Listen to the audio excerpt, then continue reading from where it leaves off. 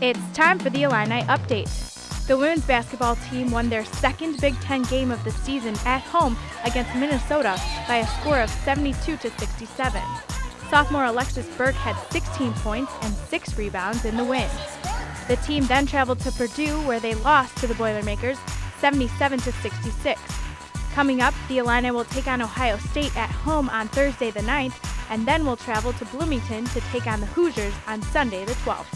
The men's tennis team traveled to Atlanta, Georgia, where they lost their first match to North Carolina 4-2 and won their second match against Georgia Tech 4-3. The team then traveled to Durham, North Carolina to take on Duke, where they lost 7-0. The team then went to Knoxville to take on Tennessee, where the Illini beat the Volunteers 4-1.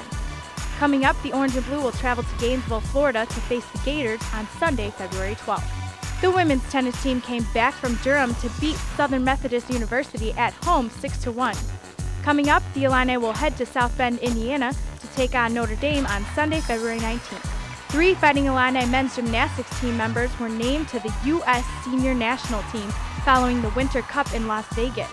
Redshirt senior Paul Ruggieri, freshman C.J. Maestas, and volunteer coach David Sender earned automatic spots based on the national team point system.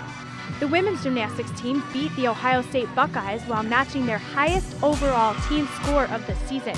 Coming up, the Illini will head to Chicago to take on Missouri, UCLA, and Boise State at Navy Pier.